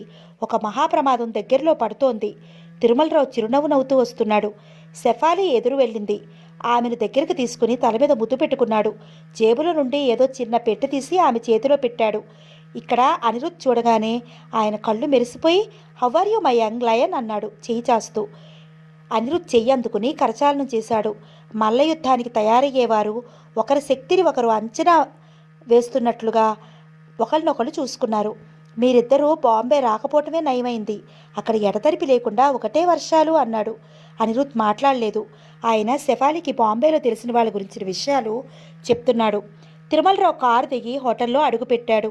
అక్కడ తాళాలిస్తున్న కొత్త రిసెప్షనిస్ట్ చూసి సమీర రాలేదా అని అడిగాడు. ఆమె మానేసింది, పక్కనున్న అమ్మాయి చెప్పింది. మానేసిందా? ఆయన క్రీగంట అనిరుద్ వైపు చూశాడు. అతను ఆ భావాలు గ్రహించినట్లుగా ఎటో చూస్తున్నాడు. ఆయన గదిలోకి వచ్చాడు. అనిరుద్ వారిని వదిలి వస్తాను శెఫాలి అని చెప్పి వెళ్ళిపోయాడు. అనిరుద్ వెళ్ళగానే తిరుమలరావు తన గదిలో తీరిగ్గా టేబుల్ అంతా సోదా చేశాడు. కాగితాలు, డబ్బు ఎక్కడ పెట్టినవి అక్కడే ఉన్నాయి. ఎవరూ వచ్చిన జాడ లేదు. సెఫాలి కాఫీకి ఆర్డర్ చేస్తుంటే అడిగాడాయన. సెఫీ, సమీర ఎప్పుడు మానేసింది? మీరు వెళ్ళిన మర్నాడే. అనిరుద్ కూడా రాకుండా ఎక్కడికైనా వెళ్ళాడా? లేదే, అతను మీరు వెళ్ళినప్పటి నుంచి నాతోనే ఉన్నాడు. బాగా మాట్లాడా? ఆ, చాలా స్నేహంగా ప్రవర్తించాడు. ఎక్కడికి వెళ్ళలేదా? బాగా తెలుసా? ఎప్పుడైనా అలా వాకింగ్కి వెళ్ళొచ్చేవాడు అంతే. ఎందుకు అంకుల్ అలా అడుగుతున్నారు? ఏమీ లేదు, ఆయన నిట్టూర్చాడు. సెఫాలి నవ్వింది. మీ ధోరణి చూస్తే అతను ఒక ముద్దాయిలా ఉంది. అప్పే అదేం లేదు అన్నాడు. నేను వెళ్ళిన తర్వాత నువ్వేం చేశావో చెప్పు ఆయన అడిగారు. సెఫాలి చెప్పసాగింది. అనిరుద్ మంచం మీద కూర్చుని ఉన్నాడు. అతని మనసంతా బాలసరస్వతి ఉన్న ఇంట్లోనే తిరుగుతోంది. సమీర ఏం చేస్తోందో, బాలసరస్వతి ఏం తిప్పలు పెడుతోందో. తాను తిరుమలరావు వచ్చిన తర్వాత అక్కడికి ఎప్పుడంటే అప్పుడు వెళ్ళలేడు. జాగ్రత్తగా మసులుకోవాలి. సెఫాలిని బాలసరస్వతి దగ్గరికి తీసుకెళ్ళాలి. ఆ తర్వాత జరగబోయేదానికి సిద్ధంగా ఉండాలి. అతని కణతలు అదురుతున్నాయి. ఇంతలో కాలింగ్ బెల్ మోగింది. అతను లేచి వెళ్ళి తలుపు తీశాడు. ఎవరు అతను అంటుండగానే ఒక వ్యక్తి అనిరుద్ మీద పడి అతన్ని లోపలికి తోసి వెనక నుంచి తలుపేసేశాడు. అనిరుద్ పెనుగులాడ తప్పించుకుని చూసేసరికి ఎదురుగా తమ్ముడు నిలబడి ఉన్నాడు. రవి, ఆశ్చర్యంగా అన్నాడు. నువ్వా? అనిరుద్కి సంతోషం వేసింది. రవి చేతిలో చాకు చర్రున ముందుకొచ్చింది. అది చూపిస్తూ అన్నాడు. నేనే. ఎన్నాళ్ళ నుంచో కాపలా వేస్తే ఇప్పుడు దొరికావు. నువ్వు నువ్వు మా అందరినీ మోసం చేసి నవ్వులు పాలు చేసి హాయిగా ఈ 5 స్టార్ హోటల్లో కులుకుతున్నావు. రవి, అనిరుద్ ఏదో చెప్పబోయాడు. షటప్. పొద్దున్న ఎయిర్పోర్ట్ నుంచి వస్తుంటే చూశాను. పెద్ద కారు, అందమైన అమ్మాయి, వెనకాల బిజినెస్ మ్యాన్లా ముసలాయన. రవి, నా మాట విను. ఎంత సుఖంగా ఉన్నావు. నువ్వు అసలు మనిషివేనా? అక్కడ మేమంతా ఎంత ఏడుస్తున్నావు. నాన్న చావటానికి సిద్ధంగా ఉన్నారు. అమ్మ సరే సరే. లక్ష్మికి పెళ్లివారు వచ్చి తిరిగి వెళ్ళిపోయారు. అంతా నవ్వులు పాలే. మేమేం చేసావని ఇలా వదిలేసావు? మమ్మల్ని ఎందుకు ఇలా నవ్వులు పాలు చేసావు? నువ్వు నీకెవరో డబ్బు గల వాళ్ళు దొరికారు కదా అని మమ్మల్ని హఠాత్తుగా పాత కొట్టని విసిరి పారేసినట్లు గిరాటేస్తే ఊరుకుంటామనుకున్నావా? ఇన్నాళ్ళు అమ్మ నీ జోలికి వెళ్ళొద్దని, నీ పేరు ఎత్తొద్దని, తను చచ్చినంత ఒట్టని నా చేత వేయిస్తే ఊరుకున్నాను. పొద్దున నిన్ను ఆ షవర్లే కారులో అమ్మాయి పక్కన చూసినప్పటి నుంచి నీ రక్తం చూడాలనిపిస్తోంది. నీ మూలంగా మేము నవ్వులు పాలవ్వాలా? నువ్వేమో దర్జాగా రాకమోరాళ్ళ తిరగటమా? రవి, ప్లీజ్ ఆపు. నా మాట వినను. నేను నీతో మాట్లాడటానికి, కన్నీళ్లు పెట్టుకోవటానికి మా దగ్గరికి రా. మమ్మల్ని మర్చిపోయావా అని నీ కాళ్ళు పట్టుకోవటానికి రాలేదు. నువ్వు మమ్మల్ని అందరినీ పెట్టిన బాధకి పగ తీర్చుకోవడానికి వచ్చాను. రవి, అనిరుద్ అరిచాడు. అప్పటికే రవి అతన్ని పొడవటానికి మీద పడి ఉరికాడు. పొట్టలో సూటిగా దిగబోయిన చాకు వెంట్రుక వాసిలో అనిరుద్ మెరుపులా పక్కకి తిరిగి చెయ్యి అడ్డం పెట్టుకోవడంతో భుజం దగ్గర దిగిపోయింది. అనిరుద్ బలంగా పళ్ళ బిగువన తమ్ముణ్ణి దూరంగా నెట్టాడు. అతను మళ్ళీ లంకించబోతున్నాడు. ఇంతలో బేరర్ తలుపు తెరుచుకుని భోజనం తెచ్చాడు. అతను ఆ గదిలో దృశ్యం చూడగానే కళ్ళు పత్తికాయల్లా అయిపోయాయి. వెంటనే వచ్చి రవి పెడరక్కలు విరిచి పట్టుకున్నాడు. అనిరుద్కి అప్పటికే రక్తం నీళ్ళలా కారిపోతోంది. బాత్రూంకి వెళ్ళాడు. బేరర్ అరుపులకి మేనేజర్ పరిగెత్తుకొచ్చాడు. అనిరుద్ ఆ రక్తాన్ని ఎలా అరకట్టాలో తెలియలేదు. అక్కడున్న చిన్న టవల్ తీసి తడిపి చేతికి చుట్టుకున్నాడు. అతను బయటకు వచ్చేసరికి అక్కడ తిరుమలరావు, శెఫాలి, హోటల్ మేనేజర్ ఉన్నారు. రవిని వాళ్ళు రెక్కలు పరిచి, నన్ను చంపండి, నరకండి, షూట్ చేయండి, నాకేం భయం లేదు, ఒక్కసారి కాస్త వదలండి, ఆ రాక్షసుని చంపేసి వస్తాను. అప్పటికే తిరుమలరావు ఈడ్చుకొట్టిన దెబ్బకి రవి తల అదిరిపోయింది. ఇంతలో పోలీసులు రానే వచ్చారు. తిరుమలరావు రవిని వాళ్ళకు అప్పగించాడు. ఆ అనిరుద్ మా అన్నయ్య, మమ్మల్ని మోసం చేసి వీళ్ళ మాయలో పడి ఇక్కడ కులుకుతున్నాడు. పెళ్లి చేసుకుంటానన్న అమ్మాయికి ద్రోహం చేశాడు అన్నాడు రవి. షటప్, తిరుమలరావు అరిచాడు. పద మిస్టర్, నువ్వేం చెప్పాలి అనుకున్నా అదంతా స్టేషన్లో చెప్తూ గాని అన్నాడు పోలీస్ ఆఫీసర్. వాడికేం తెలీదు, ఇది మా అన్న తమ్ములు తగాదా అన్నాడు అనిరుద్. మీరు చెప్పాల్సిందంతా స్టేషన్కి వచ్చి చెప్పండి అన్నారు పోలీసులు. రవి వెళ్తూ అన్నగారి వైపు తిరిగి చూసి ఛీ అంటూ ఉమ్మేశాడు. అనిరుద్, నువ్వు జాగ్రత్తగా ఉండాలి, ఇక్కడ వద్దు, నా పక్క గది మారు అన్నాడు తిరుమలరావు గారు. ఇంతలో డాక్టర్ రానే వచ్చాడు. అనిరుద్ గాయానికి బ్యాండేజ్ వేశాడు. మీరు ఇలా పడుకోండి అంది శెఫాలి. వద్దు, పర్లేదు అన్నాడు. అతడికి రవి మాటలే చెవుల్లో ప్రతిధ్వనిస్తున్నాయి. రవి అలా తిరగబడ్డాడంటే ఎంత బాధపడి ఉంటాడో ఆలోచిస్తున్నాడు. రవి నిదానస్తుడు, ఎక్కువ మాట్లాడ్డు, తన చదువే తనకి లోకం. అలాంటి రవి అనిరుద్ కళ్ళకి నీళ్లు వస్తున్నాయి. అంకుల్, నేనుంటాను, మీరు వెళ్ళండి అంది శెఫాలి. ఆయన తల ఊపి వెళ్ళిపోయాడు. అనిరుద్ గాయం చూస్తూ, బాగా నొప్పిగా ఉందా? కాస్త పట్టు తప్పి ఏ పొట్టలోనో తగిలితే ప్రాణం పోయి ఉండేది అంది శెఫాలి. ప్రాణం పోయినా బాగుండేది అన్నాడు అతను. ఎందుకలా అంటారు? అతను మీ తమ్ముడా? మీరు నాకేనాడు చెప్పలేదే అంది శెఫాలి. నా గురించి నేను ఎప్పుడు ఏం చెప్పాను కనుక? శెఫాలి ఆశ్చర్యంగా అంది. మీరు చెప్పకపోయినా అంకుల్ చెప్పారు. అనిరుద్కి మనం తప్ప ఎవరూ లేరు, నువ్వు సన్నిహితంగా ఉండాలి శెఫాలి అన్నారు. అనిరుద్ పెదవి నవిలాడు. ఎత్తులు వేయటం ఆయన తర్వాతే ఎవరైనా. నాకు అందరూ ఉన్నారు శెఫాలి. నన్ను ప్రాణంలా చూసే అమ్మ, నాన్న, చెల్లెలు, తమ్ముడు అందరూ ఉన్నారు. ఈ రాక్షసుడి మూలంగానే వారు కాకుండా పోయారు. కాకుండా చేశాడు ఈయన. ఈయనకి ఏం శిక్ష వేస్తే నా కక్ష తీరుతుంది? నువ్వే చెప్పు అని ఆవేశంగా అడగాలనిపించింది. కానీ తమాయించుకున్నాడు. శెఫాలి అలా ఉంటే ఇప్పుడిక ఇది ఒక పెద్ద గొడవ అవుతుంది. అది కాదు తనకు కావాల్సింది. అందుకే తను నిగ్రహించుకున్నాడు. అనిరుద్ పోలీస్ స్టేషన్కి వెళ్ళాడు. ఆ పొడిచిన వ్యక్తి స్వయంగా తన తమ్ముడేనని ఒప్పుకున్నాడు. ఆ కత్తిపోటుకి కుటుంబ వ్యవహారం కారణమని చెప్పాడు. రవి మాటలు నిర్ధారణ చేయడానికి ప్రతిభను కూడా పిలిపించాడు. ప్రతిభ వచ్చింది. రవి అన్న మాటలు అక్షరాల నిజమని సాక్ష్యం ఇచ్చింది. అనిరుద్ ఒక మోసగాడు. ఇతనికి ఆడపిల్లల జీవితంతో ఆడుకోవటం ఒక హాబీ. తనని పెళ్లి చేసుకుంటానన్నాడు. ఇంతలో శెఫాలి స్నేహం కలిసింది. పీటల మీద పెళ్లి కాకుండా మొహం చాటు వేసి తప్పించేశాడు. ఆ అవమానంతోనే మా నాన్న చచ్చిపోయాడు. ఒక ప్రక్క తిరుమలరావు గారి దగ్గర చేరి శెఫాలితో తిరుగుతూ, ఇంకో పక్క వారి కళ్ళెదుటే సమీరా అనే అమ్మాయితో తిరుగుతున్నాడు. ఆ అమ్మాయి తన మాటలు నమ్మి ఇంట్లోంచి వెళ్ళిపోయి హాస్టల్లో ఉంది. ఆ హోటల్లోనే ఉద్యోగం ఇప్పించాడు. సమీరా, ఆ అమ్మాయి ఎక్కడుంది అన్నాడు పోలీస్ అధికారి. ఆయన్నే అడగండి అంది ప్రతిభ. ఎక్కడుంది అడిగాడు. అనిరుద్ మాట్లాడలేదు. పోలీస్ అధికారి శెఫాలిని కలిసి అడిగాడు. శెఫాలి నవ్వుతూ వాడు చెప్పినవన్నీ అబద్ధాలే. ప్రతిభకి అనిరుద్ మాతో ఉంటున్నాడని ఈర్ష. సమీర నాకు తెలుసు, మంచి అమ్మాయి. అనిరుద్కి ఆ అమ్మాయికి ఎలాంటి సంబంధం లేదు. అనిరుద్ నాకు తెలిసినంత వరకు చాలా మంచివాడు. పోలీస్ ఆఫీసర్కి మతిపోయింది. ఒక అమ్మాయి మోసగాడు అంటుంటే ఇంకొక అమ్మాయి మంచివాడు అంటోంది. ఇందులో ఎవరి మాట నిజం? ఆ మరో అమ్మాయి సమీర కనిపిస్తే ఆవిడ అభిప్రాయం ఏంటో? సమీర అనే అమ్మాయి ఈ మధ్యలో ఇక్కడే ఉద్యోగం మానేసిందా? తిరుమలరావు తలూపాడు. అవును, సమీర్ ఎక్కడుందో తెలుసుకోండి. ఆ అమ్మాయిని అడిగితే రంగు బయటపడుతుంది. సార్, మీకేం అభ్యంతరం లేదుగా? పోలీస్ అధికారి నమ్రతగా అడిగాడు. నాకేం అభ్యంతరం లేదు. మేము అతను మంచివాడని అనుకుంటున్నాం. ఈ సమీర విషయం కూడా తెలిస్తే మాకే మీరు ఉపకారం చేసినట్లు అవుతారు అన్నాడు. ఈ రూపేణా సమీర ఎక్కడుందో దానంతట అదే తెలుస్తుంది. ఆయనకి ఇంకా సులభమైంది. ఆయన చేయాల్సిన పని ఈ రకంగా దేవుడే చేస్తున్నాడు. ఆ రవి ఎవరో తనకి మంచే చేశాడు. ఆయన సమీర విషయం ఆరా తీశాడు. కానీ తెలియలేదు సమీర ఏమైంది. పోలీసులు తలుచుకుంటే తెలియకుండా ఉండదు కదా. అనిరుద్ నువ్వెక్కడికి పోతావు అనుకున్నాడు. అనిరుద్ శెఫాలి ఇద్దరు పార్కులో నడుస్తున్నారు. శెఫాలి కుక్కపిల్లకి వాకింగ్ కోసం అప్పుడప్పుడు ఇలా వెళ్తూనే ఉంటారు వాళ్ళిద్దరూ. శెఫాలి ముఖం ఆలోచనగా, పరధ్యానంగా, చింతాక్రాంతంగా ఉంది. సమీర ఏమైపోయి ఉంటుందంటావు అంది. అనిరుద్ మాట్లాడలేదు. అతడికి సమీర నాకు తెలియదు అని అబద్ధం చెప్పే శక్తి లేకపోతోంది. ఇంకెవరి ముందైనా అబద్ధం చెప్పగలడేమో కానీ శెఫాలి ముందు అతనికి ఆ పని సాధ్యం కావటం లేదు. ఎక్కడో ఒకచోట ఉండే ఉంటుంది అన్నాడు. ఆ సమాధానంలో జవాబు చెప్పినట్టుగా లేదు, చెప్పనట్టు లేదు. నడుస్తున్న శెఫాలి హఠాత్తుగా ఆగి అతని వైపు పూర్తిగా తిరుగుతూ, నేను మీతో చనువుగా తిరుగుతున్నాను కదా అని తనకి బాధ కలిగి అలా చెప్పకుండా దూరంగా వెళ్ళలేదు కదా అంది. అనిరుద్ నిర్విణ్ణుడైనట్లు చూశాడు. చెప్పండి, మీ ఇద్దరి మధ్య అలాంటి చనువు? మాది స్నేహం శెఫాలి, అంతకంటే మించిన చనువు ఏమీ లేదు. ఇంకేదైనా ఉంటే అలా మౌనంగా వెళ్ళిపోయే వ్యక్తి కాదు సమీర. నాకదే అర్థం కావటం లేదు. మీరు సమీరకి స్నేహితులు కదా, ఆమె అలా మాయమైపోతే పట్టనట్టు అలా ఉండిపోతారే? ఏం చేయను? ఏదైనా చెయ్యండి. అసలు అలా ఎందుకు వెళ్ళిందో కారణం ఏంటో ఆరా తీయండి. ఆడపిల్ల తల్లిదండ్రులకి ఎదురు తిరిగి ఇంట్లోంచి వచ్చేసి ఉద్యోగం చేసుకుంటూ హాస్టల్లో ఉంటోంది. ఆమె క్షేమం గురించి ఆలోచించాల్సిన బాధ్యత మీకు లేదా? మీరు ఇలా పట్టనట్లుగా ఏమీ జరగనట్లుగా ఉండటం నాకు చాలా ఆశ్చర్యంగా ఉంది. నేను అంకుల్తో ఇదే అన్నాను. ఆయన ఏమన్నారో తెలుసా? ఏమన్నారు? అతను సమీర విషయం పట్టనట్టున్నాడంటే అదో నటన. సమీర ఎక్కడుందో ఏం చేస్తుందో అతనికి తెలిసే ఉంటుంది అన్నారు. అనిరుద్ ఈ మాట వినగానే నిటారుగా అయ్యాడు. ఆయన అంచనాలు బాగానే వేస్తున్నాడు. ఇంకేమన్నారో తెలుసా? ఏమన్నారు?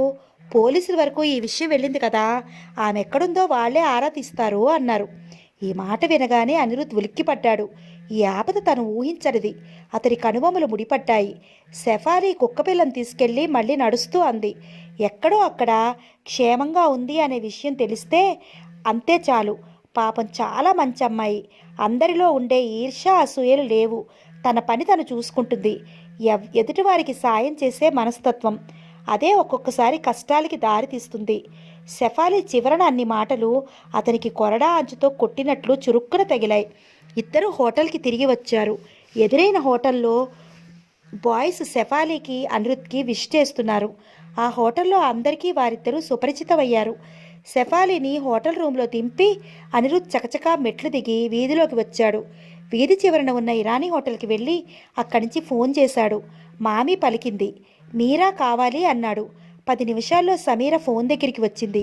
విశేషాలున్నాయా? కంఠం తగ్గించి అడిగాడు. ఏం లేవు. బాలసరస్వతి మాత్రం తిరుమలరావు రాలేదేంటి అని నానా గొడవ చేస్తోంది. ఇంత క్రితం కూడా హార్లిక్స్ తాగనని గొడవ చేసి కప్పు కింద వేసి బద్దలు కొట్టింది. అప్పుడే మామీ ఫోన్ వచ్చింది అంటూ వచ్చింది. ఆవిడ గొడవ చూసి తిరుమలరావు ఎవరు, ఆవిడికి ఏమవుతారు అని అడిగింది. నేను యువతలకి తీసుకొచ్చి ఆమెకు మతిస్థిమితం లేదని చెప్పాను. మామీ నా మాటలు నమ్మినట్లు లేదు. ఆవిడ కోసం ఎవరో వస్తే వాకిట్లో మాట్లాడుతోంది. ఎందుకో తెలియడం లేదు. నాకు ఇక్కడ భయం వేస్తోంది. ఇక్కడ మేమిద్దరం ఇలా ఉండటం కూడా మంచిది కాదు అనిపిస్తోంది. రాత్రి ఏమైందో తెలుసా? ఒక రాత్రి వేళ లేచి ఆవిడ అరుపులు మొదలుపెట్టింది. ఇరుగు పొరుగు వాళ్ళు తలుపులు తీసి చూడసాగారు. ఆవిడికి నిద్రమాత్రలు నీళ్లలో వేసి బలవంతంగా తాగించేసరికి నా తల ప్రాణం తోకకొచ్చింది. ఏ నిమిషంలో ఏం చేస్తుందోనని భయంగా ఉంది అంటూ ఆపకుండా గబగబా చెప్పింది. అనిరుద్ విన్నాడు. నేను సాయంత్రం వస్తాను, ఉంటాను అని చెప్పాడు. అప్పటికే ఆ ఇరానీ హోటల్లో టీ తాగటానికి తిరుమలరావు బాడీగార్డ్ వచ్చాడు. అతను నేను సాయంత్రం వస్తాను అన్న మాట విననే విన్నాడు. అనిరుద్ధ్ ఆలోచిస్తూ నడవసాగాడు. ఉచ్చు బిగుస్తోంది. ఇది తన మెడకి పడుతుందో తిరుమలరావుకు పడుతుందో ఆఖరి క్షణంలో కానీ తెలియదు. తను గెలవడం కంటే ఓడిపోవటానికే అన్ని కారణాలు కనిపిస్తున్నాయి. ఈ ఓడిపోవటం కోసమే తను ఇన్నాళ్ళు ఇంత శ్రమ పడింది. పరాయి ఆడపిల్ల అని అయినా చూడకుండా సమీరని ఇందులో ఇరికించేసింది. అతనికి హఠాత్తుగా కళ్ళ ముందు ఒక నగ్న సత్యం కనిపించింది. తనకి ఏదైనా అయితే సమీర సంగతి ఏంటి? లోకం ఆమెను ఎంత చిత్రవద చేస్తుంది. ఇదేంటి తను ఇలా చేశాడు? సమీర పట్ల తనకేదో అధికారం ఉన్నట్లే ఆమె సాయం తీసుకుంటున్నాడు. సమీర కూడా ఎదురు చెప్పకుండా తను అడగటం తరువాయిగా అన్న ప్రతి మాట ఆమెను జరిపింది. దీనికి ప్రతిఫలం ఏంటో తెలుసుకున్న రోజు తనని ఎంత అసహించుకుంటుంది. అపవాదులు ఏవైనా వస్తే భరించలేక, ఎవరికి ఏమి చెప్పలేక ఏ ఆత్మహత్యైనా చేసుకుంటే ఆ పాపం తనదే అవుతుంది. అసలు తోడు దొరికింది కదా అని సమీరను తనకి ఇంత సాయం చేయమనటం, తన ఇబ్బందులన్నిట్లో ఆమెను ఇరికించటం, ఇది కేవలం తన స్వార్థం. అనిరుద్ జుట్లోకి చెయ్యి పోనిచ్చుకున్నాడు. ఏం చెయ్యటం? ప్రవాహంలో కొట్టుకుపోతున్నవాడు ఏది దొరికినా సరే ఆధారం అవుతుందేమోనని ఆశతో గట్టిగా పట్టుకుంటాడు. ఈ ప్రవాహంలో కొట్టుకుపోతున్న తను సమీరని ఆధారం చేసుకోబోయి ఆమెను కూడా తనతో ఈడ్చుకుపోతున్నాడు. ఇద్దరి భవిష్యత్తు ఏంటో, ఎలా ఉందో? ఈ నాటకానికి, ఈ బాధలకి, ఈ ఒంటరితనానికి ముగింపు ఎప్పుడో అది త్వరగా వస్తే బావుణ్ణు. ఎన్నాళ్ళింకా ఈ బాధలు? తన తెలివితేటలు, సమయస్ఫూర్తి, అంచనా కట్టడం ఇవేవీ ఆ తిరుమలరావు ముందు పనిచేయలేకపోతున్నాయి. అతను నీరసంగా అనిపిస్తున్న మనసుతో భారంగా అడుగులు వేస్తూ హోటల్కి వచ్చాడు. జేబులో నుండి తాళం చెవి తీసి గది తలుపులు తెరవబోయాడు. అది ఊరికే తెరుచుకుంది. ఇదేమిటి? శఫాలీతో వెళ్ళేటప్పుడు గదికి తాళం వేయకుండా వెళ్ళిపోయానా అని ఆశ్చర్యపోయాడు. అతను పరధ్యాసగా ఆలోచిస్తూ గదిలో అడుగుపెట్టాడు. వెంటనే నివ్వెరపోయాడు. అతను పరధ్యాసగా ఆలోచిస్తున్నాడు. అక్కడ తిరుమలరావు కూర్చుని ఉన్నాడు. తలుపు వేసిన అనిరుద్ధ్ అక్కడే అచేతనంగా నిలబడిపోయాడు. ఆయన అక్కడికొచ్చి చాలాసేపు అయిందన్నట్లు యాస్ట్రేలో కనిపిస్తున్న సిగరెట్ పీకలు బూడిదే సాక్ష్యం చెప్తున్నాయి. తలుపు చప్పుడు అవగానే ఆయన తలెత్తి చూశాడు. గుమ్మం దగ్గర నిలబడి ఉన్న అనిరుద్ధ్ ఆయననే రెప్పవాల్చకుండా చూస్తున్నాడు. ఆయన కూడా అనిరుద్ధ్ ఆయనే చూస్తున్నాడు. ఆ పొడుగుకు తగ్గట్లుగా ఆరోగ్యంగా సమున్నతంగా ఉన్న శరీరం, ముఖ్యంగా ఆ కళ్ళు. తిరుమలరావు మనసులో నుంచి నిట్టూర్పు వచ్చింది. ఒకప్పుడు తన కళ్ళు అలాగే ఉండేవి. వాటిల్లో నిర్భయత్వం, నిజాయితీకి నిలబడినప్పుడు సత్యం వెన్నెముకగా కొండంత ధైర్యం ఇస్తుంటే, ఈ ప్రపంచంలో దేనికి తలవంచను అనే ధీమాగల చూపది. వ్యామోహం, చపలచిత్తం అనే వికారాలు లేని ఆరోగ్యకరమైన మనోదారుఢ్యం గల మనసు గల మనిషి ముఖం అది. ఆ క్షణంలో తిరుమలరావుకి అనిరుద్ధ్ ముఖం చూడముచ్చటగాను, కోపం రేకెత్తిస్తున్నట్లుగాను అనిపించింది. ఎదుటి మనిషిలో ఆ మనోధైర్యాన్ని ఆయన భరించలేడు. దానిని నలిపి నాశనం చేసి ఆ మనిషి తల వంచుకుని పక్కచూపులు చూసేలా చేస్తే గాని ఆయనకి మనశ్శాంతి ఉండదు. అనిరుద్ధ్ ఇదివరకటి కంటే రెట్టింపు ధైర్యంతో ఆయన ముఖంలోకి సూటిగా చూస్తున్నాడు. అతని జేబులో నుంచి గది తాళం చెవి తీసి చూపిస్తూ, ఇది నా దగ్గరే ఉంది. నేను వెళ్ళేటప్పుడు గది తాళం వేసి వెళ్ళాను. నా గదిలోకి మీరు అన్నాడు. తిరుమలరావు అతని కళ్ళల్లోకి సూటిగా చూస్తూ, బాలసరస్వతిని ఎక్కడ దాచావు అన్నాడు. ఆ కంఠం తళతళలాడే పదులు తేలిన కత్తిలా ఉంది. అనిరుద్ధ్ ఆయన వైపే చూస్తున్నాడు. ఆయన మళ్ళీ అన్నాడు, నువ్వు తెలియదని బుకాయించి టైం వేస్ట్ చేయకు. పాషా ఈ హోటల్లోనే ఉన్నాడు. అతడు చెప్పిన వర్ణనను బట్టి నువ్వే అని తెలుసుకున్నాను. బాలసరస్వతి సంగతి నీకు తప్ప ఇంకెవరికీ తెలుసుకోవాల్సిన అవసరం లేదు. చెప్పు, ఎక్కడుంది? అనిరుద్ధ్ మాట్లాడలేదు. అతని మనసు మెరుపులా వేగంగా ఆలోచిస్తోంది. ఈ సంభాషణ ఫలితం ఏమిటా అని అత్యంత చురుగ్గా అంచనా వేస్తోంది.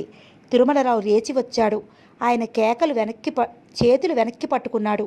సమీర ఎక్కడుందో నాకు ఇప్పుడు అర్థమైంది. నువ్వు ఒక అమ్మాయిని నర్సుగా తీసుకెళ్ళావట. ఆ అమ్మాయి సమీరేనా? అనిరుద్ధ్ జవాబు చెప్పలేదు. ఆయన ఒక్క క్షణం ఆగి అన్నాడు, బాల సంగతి శఫాలీకి చెప్పావా? అనిరుద్ధ్ చెప్పలేదన్నట్లు తల ఊపాడు. ఆయన నిట్టూర్పుని ఆపుకోలేకపోయాడు. ఆయన అలా గాఢంగా నిశ్వసించటం అనిరుద్ధ్ గమనించాడు. చెప్పు, బాలసరస్వతిని ఎక్కడ దాచావు? చెప్పను. అనిరుద్ధ్ కంఠం దృఢంగా పలికింది. అనిరుద్ధ్కి ఈ క్షణంలో చాలా సంతోషంగా ఉంది. ఇప్పుడు వారిద్దరి పరిస్థితి తారుమారైంది. ఆయన తనని అర్థించే సమయం వచ్చింది. చెప్పవు? నీ దగ్గర నా ఫోటోలు, వాటి నెగిటివ్లు ఇచ్చేయి, వెంటనే చెప్తాను. ఆయన ఒక క్షణం కంగుతిన్న మనిషిలా చూశాడు. యూ ఇడియట్, నన్ను బ్లాక్మెయిల్ చేద్దామని అనుకున్నావా అంటూ చెయ్యి విసురుగా ఎత్తాడు.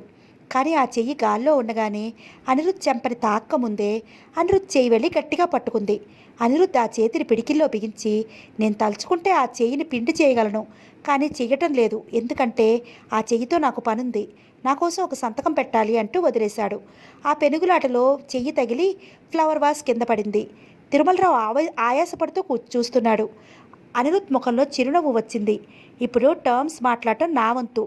24 గంటల్లోగా ఆ ఫోటోలు, నెగిటివ్లు నాకు ఇవ్వకపోతే బాలసరస్వతి విషయం బయటకు వస్తుంది. ఆమె బ్రతికుండగానే చచ్చిపోయిందని చెప్పి శఫాలిని మోసం చేశావని శఫాలికి తెలుస్తుంది. అంతేకాదు, బాలసరస్వతికి నీ మీద ఉన్న అధికారం, ఆమెను, ఆమె బిడ్డని నువ్వు చేసిన వంచన అంతా పేపర్లకు ఎక్కుతుంది. అప్పుడు నీ పరువు. కింద పడిన ఫ్లవర్ వేజ్ని టేబుల్ మీద పెడుతూ అన్నాడు. అనిరుద్ధ్ సరిగ్గా తలెత్తి చూసేసరికి తిరుమలరావు చేతిలో రివాల్వర్ ఉంది. అది సూటిగా అనిరుద్ధ్ గుండెలకి గురిపెట్టబడి ఉంది. ఆయన కళ్ళు తీక్షణంగా, కసాయితనంగా ఎర్రగా ఉన్నాయి. నన్ను లొంగదీసుకోవటం అనేది ఆ దేవుడి తరం కాడ కాదు. నిన్నిప్పుడు చంపి ఆత్మహత్య అని రుజువు చేసి నీ శవం ఎవరికి తెలియకుండా తగలపెట్టించేయగలను. మర్యాదగా బాలసరస్వతి ఎక్కడుందో చెప్పు. చెప్పకపోతే నీ ప్రాణాలు తీస్తాను. నాకు మనిషి ప్రాణాలు తీయటం భయం లేదు. అతను అన్న ప్రతి మాట అక్షరాల నిజం చేయగలడు అనే సత్యం అతని చూపుల్లో తెలుస్తూనే ఉంది. అనిరుద్ధ్ నిస్సహాయంగా చూడసాగాడు. క్షణం క్రితం తనది అయిన ధైర్యం ఇప్పుడు ఆయన వైపు మళ్ళింది. ఇద్దరూ ఒకరినొకరు అలా అడవిలో ఒకరినొకరు ఎదురైన సింహం మేకలా చూస్తుండగా ఇంతలో గణగణమంటూ ఫోన్ గొంతెత్తి అరిచినట్లుగా ఒక్కసారిగా మోగింది. సడన్గా ఆయన ఆ శబ్దానికి ఇద్దరూ ఉలిక్కిపడ్డారు. ఫోన్ తిరుమలరావు పక్కనే ఉంది. అనిరుద్ ఫోన్ వైపు వెళ్ళబోయే లోపల ఆయన ఆగు అని తనే రిసీవర్ తీశాడు. దానిలోకి వీలైనంత మార్దవం గాంభీర్యం నిండిన స్వరంతో హలో అన్నాడు. ఒక్క క్షణం ఆగి అనిరుద్ వైపు చూస్తూ అన్నాడు, మీరెవరో నేను తెలుసుకోవచ్చా అని అడిగాడు. తర్వాత అనిరుద్కి ఫోన్ అందించాడు. అనిరుద్ వచ్చి తీసుకున్నాడు. హలో అన్నాడు. హలో, ఎవరు మాట్లాడేది? అవతల నుంచి గొంతు ఆదుర్దాగా ఉంది. నేను అనిరుద్ని మాట్లాడుతున్నాను. సార్, ఇక్కడ ఒక యాక్సిడెంట్ అయింది. గాయాలు బాగా అయిన వ్యక్తి పేరు మురళి అట. హాస్పిటల్కి తీసుకెళ్తున్నాం. మీ పేరు చెప్పి కవర్ ఇచ్చాడు. మేము ఉస్మానియాకు వెళ్తున్నాం. నేను ఇప్పుడే వస్తున్నాను అన్నాడు. అతను ఫోన్ పెట్టేస్తుంటే తిరుమలరావు మురళి ఎవరు అని అడిగాడు. నా ఫ్రెండ్, యాక్సిడెంట్ అయిందట, బాగా దెబ్బలు తగిలాయట, నేను వెళ్తున్నాను అన్నాడు. తిరుమలరావు క్షణం సేపు అనిరుద్ధిని నకసిక పర్యంతం చూశాడు. తర్వాత రివాల్వర్ జేబులో పెట్టేసుకుంటూ నీకు బాలసరస్వతి ఎక్కడుందో చెప్పడానికి 12 గంటలు టైం ఇస్తున్నాను అన్నాడు. భుజం మీదుగా తలతిప్పి వెళ్లబోతున్న అనిరుద్ తిరిగి చూశాడు. అతని పెదవుల మీద చిరునవ్వు కదిలింది. తిరుమలరావు ఎదుటి వ్యక్తికి టైం ఇవ్వటమా? ఎంత వింత! అనిరుద్ బయటకు వచ్చేశాడు. అతను ఆటోలో ఎక్కుతుంటే తిరుమలరావు బాడీగార్డ్ స్కూటర్ మీద తను వెనకే బయలుదేరటం కనిపించింది. తను ఎక్కడికి వెళ్ళేది ఆరా తీస్తున్నాడనమాట. తీయని అతనికి తను వెనక మనుషులను తిప్పాలన్న అంత సరదాగా ఉంటే అదే. కానీ అతను పావుగంటలో హాస్పిటల్కి వచ్చాడు. అక్కడ మురళి మంచం మీద ఒంటి మీద స్పృహలేని పరిస్థితిలో ఉన్నాడు. పక్కనున్న ప్రతిభ ఏడుస్తోంది. ఎవరో ఓదారుస్తున్నారు. యాక్సిడెంట్ ఎలా అయింది? ఆదుర్దాగా అడిగాడు. మురళి తప్పేం లేదు, మేము స్కూటర్ మీద వస్తున్నాం. ఎదురుగా వచ్చిన జీప్ ఢీ కొట్టింది. ఎగిరి అవతల పడటంతో ప్రాణాలు దక్కాయి. మురళికి ఎదురుగా వచ్చే ఆటో ఢీ కొట్టింది. నాకే ఎక్కువగా దెబ్బలు తగలలేదు. ప్రతిభ ఏడుస్తూ చెప్తుండగానే డాక్టర్ వచ్చాడు. ఏమా, బ్లడ్ తెప్పించారా? ప్రతిభ ఏడుపు ఆపుకుంటూ మా కుర్రాడు మీరు చెప్పిన చోటికి వెళ్ళి తిరిగి వచ్చాడు, అక్కడ లేదు అంది. అక్కడ లేదు అంటే ఇంకో చోటికి వెళ్ళాలి. లేదని కూర్చుంటే ఎలా? బ్లడ్ తెమ్మంటే నిలబడి కబులు చెప్పుకుంటారేంటి? డాక్టర్ కసిరి వెళ్ళిపోయాడు. ఏది చీటీ? అనిరుద్ అరిచాడు. ప్రతిభ ఇచ్చింది. అనిరుద్ పరిగెత్తాడు. పావుగంటలో ఆ గ్రూప్ బ్లడ్ తీసుకొచ్చాడు. డాక్టర్లు మురళికి రక్తం ఎక్కించసాగారు. అతనికి దెబ్బలు బాగా తగిలాయి. రక్తం పోయింది. కుడికాలు బాగా దెబ్బ తగిలింది. తర్వాత కానీ చెప్పలేమన్నారు. ఇంకేవో మందులు కావాలి అన్నారు. అనిరుద్ వెళ్ళి తెచ్చాడు. రాత్రి అవుతోంది. అనిరుద్ టీ బిస్కెట్ తెచ్చి ప్రతిభకిచ్చాడు. థ్యాంక్ యూ అనబోయిన ప్రతిభ బావురు మంది. మిమ్మల్ని ఈ సహాయం అడగాల్సి వస్తుందని అనుకోలేదు. ఇదంతా నా దురదృష్టం. మిమ్మల్ని ఎన్నో మాటలన్నాను. ప్రతిభ, ఇప్పుడు ఆలోచనలన్నీ ఎందుకు? మాకు ఈ క్షణంలో మిమ్మల్ని దిక్కు చేశాడు దేవుడు. మీరు రాకపోతే మురళిని ఆపద నుంచి ఎవరు రక్షించేవాళ్ళు? యోగం ఉంటే ఎవరో ఒకరు వాళ్ళే వస్తారు. నువ్వు కంగారు పడకు, టీ తాగు. డాక్టర్ ప్రాణాపాయం లేదని చెప్తున్నారుగా. మేము రేపు సాయంత్రం ప్లేన్లో వెళ్ళిపోబోతున్నాం. ఇంతలో దేవుడు ఇలా చేశాడు. మన చేతిలో ఏం లేదని ఇలాంటి సంఘటన చూసినప్పుడే తెలుస్తుంది. ఏ క్షణానికి ఏమవుతుందో తెలియదు కదా అన్నాడు. అతని కళ్ళు పరధ్యాసగా ఉన్నాయి. ఆ రోజు పెళ్లిపీటల మీద వెళ్లేమంత వరకు తను ఏమనుకున్నాడు? మరో పావుగంటలో తన ప్రతిభ మెడలో సూత్రధారణ చేయబోతున్నాడనే అనుకున్నాడు. అంతలో ఒక ఫోన్ కాల్ రూపంలో అవాంతరం వచ్చి పడింది. శనిగ్రహంలా తిరుమలరావు తన జీవితాన్ని చిన్నాభన్నం చేయలేదు. తను ఇల్లు వదిలి అప్పుడే ఎన్ని రోజులైంది? ఒక్కరోజు ఆఫీస్ పని మీద వేరే ఊరు వెళ్ళి ఉండకపోతే తిరిగి వచ్చే వరకు అమ్మ ఎంత గొడవ చేసేది? భోజనానికి సమయానికి రాకపోతే నాన్న ఎంత విసుక్కునేవారు? లక్ష్మి తనకి కాఫీ ఇస్తే గాని తనకి తాగబుద్ధి కాదు అనేది. అలాంటి వాళ్ళకు దూరంగా తనకి దూరంగా వాళ్ళు ఒకే ఊళ్ళో ఉంటూ బ్రతకటం లేదు. ఇది కొద్ది రోజుల క్రితం ఎవరైనా జ్యోతిష్యం చెప్తే తను నమ్మగలిగేవాడా? ఆ ఫోన్ కాల్తో తన జీవితం, భవిష్యత్తు సుడిగుండంలో పడిపోయింది. మీరు టీ త్రాగండి అంటూ ప్రతిభ తెచ్చి అందిస్తూ అనిరుద్ తీసుకున్నాడు. మనం మళ్ళీ కలవటం విధి విచిత్రం అంది ప్రతిభ. అనిరుద్కి ఆమె మాటలు ఏమీ కనిపించడం లేదు. ప్రతిభ తనకిప్పుడు మురళి భారీగా మాత్రమే అనిపిస్తోంది. తను ఈ సహాయం చేయటం మురళికి సాయం చేయటంగానే అనిపిస్తోంది తప్ప ప్రతిభ కోసం ఏదో చేస్తున్నట్లుగా లేనే లేదు. మురళి కదిలాడు. ప్రతిభ పరిగెత్తి అతన్ని పట్టుకుంది. మురళి, మురళి ఎంతో ప్రేమగా అనునయంగా పిలుస్తోంది. ఇది కూడా అతనికి ఏమీ అనిపించలేదు. ప్రతిభ పట్ల తనకి ఏమీ ఆశ్చర్యం వేసింది. ఇది ఎలా సాధ్యమైంది? ప్రతిభ నిజంగా తను మనస్ఫూర్తిగా ప్రేమిస్తే ఇలా నిర్లిప్తంగా ఉండగలుగుతాడా? మురళికి కొద్దిగా స్పృహ వచ్చింది. ప్రతిభను గుర్తుపట్టగలిగాడు. అనిరుద్ధిని చూపించింది. అతనే సాయం చేశాడని చెప్పింది. మురళి కళ్ళల్లో నీళ్లు తిరిగాయి. ఏమిటిది? ధైర్యంగా ఉండాలి. నేనెప్పుడు నీ స్నేహితుడినే కళ్ళు తుడుస్తూ అన్నాడు అనిరుద్. ఎంతో ఉత్సాహంగా పందెపు గుర్రంలో ఉండే మురళి అలా నిస్సహాయంగా చూస్తుంటే అనిరుద్కి శరీరం జలధరించింది. ఏ మనిషికి ఇలాంటి బాధలు రాకూడదు. జీవితం మన చేతుల్లో అదుపు తప్పిన వేళలు ఎంత భయంకరమైనవి. మనిషి ఒక బొమ్మ అయిపోయే క్షణాలవి.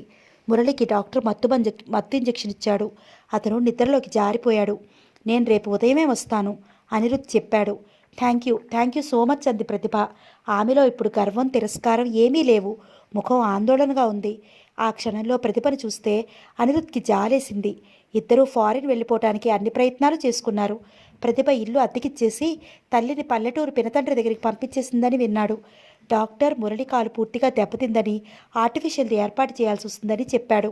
వెన్నెముక సంగతి ఇప్పుడే చెప్పలేనని అన్నాడు. దానికి ఏదైనా అయితే మురళి శాశ్వతంగా మంచం మీద నుంచి లేవలేడు. మనం ఆరోగ్యంగా ఉన్నంతకాలం ఎంత వెర్రవీగుతాం. ప్రతిదీ మన చేతుల్లోనే ఉందని ఆరాటపడతాం.